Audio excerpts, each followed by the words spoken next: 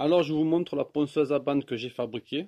Si vous voulez en faire une, vous la faites de la manière que vous voulez. Vous allez sur internet, il y en a plein des mecs qui vous montrent comment les fabriquer. Parce que moi je l'ai fabriqué, ça m'a coûté la courroie, la tête en 3D et les tiges de 6 et la bande aussi que j'ai acheté, les 3 bandes.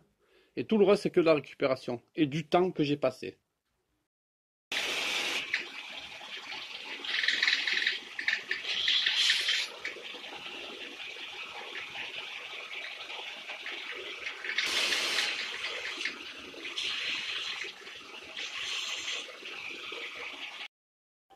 Alors ça c'est des barres de fer que j'ai récupérées.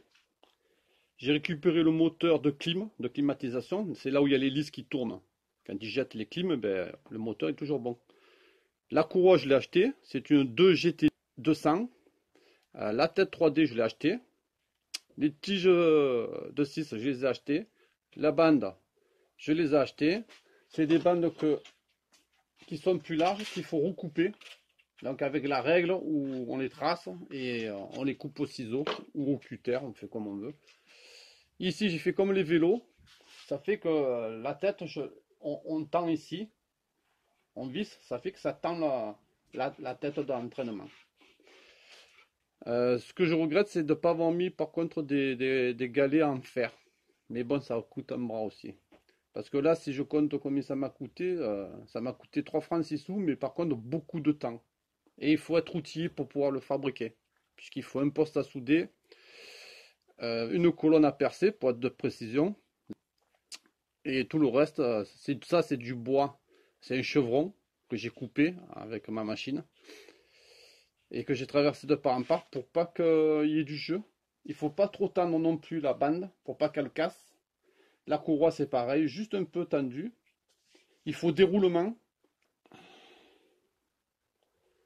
Des petits roulements de 3D aussi. Ou de CNC comme on veut. Après j'en ai imprimé d'autres. Que ça n'a pas marché, j'avais pas mis de roulement. Après il y en a d'autres comme ça là, mais bon c'est pas bon non plus.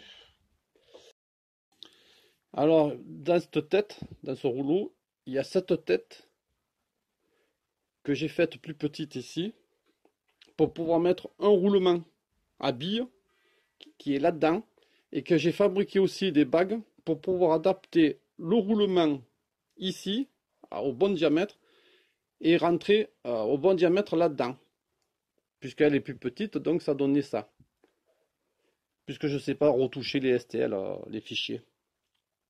Et les roulements, c'est des roulements de 3D d'imprimante que j'ai en plus.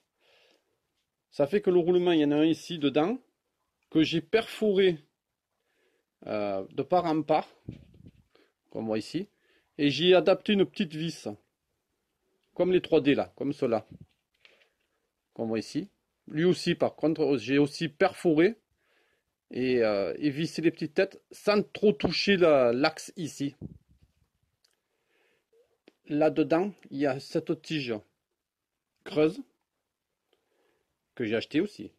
Donc c'est des chutes que j'ai adapté là-dedans, que je suis venu buter sur le roulement ici, parce que je peux pas traverser puisque le roulement est petit. Ou alors il aurait fallu d'autres roulements plus gros. Mais bon, comme j'en ai pas, j'ai fait avec les moyens du bord. Tout est fait avec les moyens du bord. Et là-dedans, la tige elle passe. La tige filetée, elle passe jusqu'au bout. C'est juste un guide la tige filetée. C'est pour pas que ça bouge. Une fois qu'on a mis la tête ici, les têtes ici, j'ai collé, par contre ça tient pas. Donc c'est pour ça que j'ai perforé. La colle ne tient pas sur le fer et le plastique. Quand on colle, ça se décolle avec la chaleur. Puisque la courroie fournit une chaleur forte, assez forte quoi. Puisque ça fait un frottement, ça chauffe.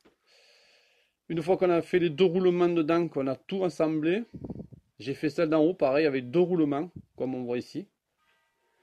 Donc je les ai imprimées les têtes. Elles sont à peu près bonnes avec les petites bagues. J'ai fait cette bague pour garder ce jeu ici par rapport à cette tête. Comme le moteur, c'est un moteur de clim.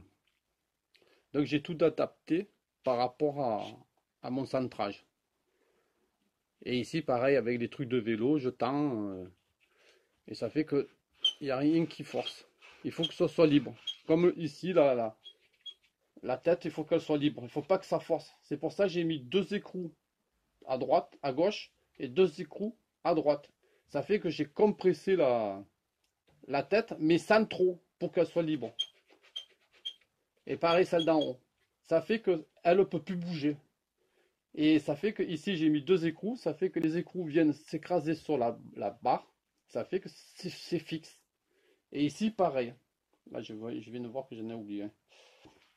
Le moteur, pareil, j'ai mis chaque fois deux écrous. Ça s'appelle, c'est comme si on mettait des indécérables. Mais c'est mieux, parce que comme j'ai fait que démonter et remonter, là, tout est démontable et remontable. On peut tout démonter en pièces détachées. Voilà ce que ça donne. Au niveau du premier, ici, pour pouvoir avoir du jeu pour le réglage de la courroie, j'ai percé deux trous. Un trou là, et après j'ai enlevé tout ce qu'il y avait au milieu. C'est du 6. Donc on fait deux trous et on enlève le milieu. Et pareil pour celle d'en haut, des deux côtés par contre, celle d'en haut. Celle-là non, que d'un côté. Là-haut non, j'ai percé qu'un trou pour que ce soit droit. Et ici, ça fait que avec le tournevis, je peux appuyer ici, faire basculer et serrer. Et pas trop. Faut régler juste le jeu qu'il faut. Et de ce côté, par contre, à part le haut, qui a double trou, sinon tout le reste, c'est des trous, un trou, c'est tout. Mais bon, je m'en servirai dehors, parce que ça fait beaucoup de poussière. Et au prix que ça me revient, franchement, à part, j'ai beaucoup passé de temps à réfléchir surtout. Et l'outillage qu'il faut aussi pour la fabriquer, bon, je suis équipé heureusement, mais sinon, c'était pas la peine, hein. Il vaut mieux en acheter une. Mais bon, le but c'est de devoir fabriquer une ponceuse, même si elle n'est pas trop esthétique, mais elle marche nickel.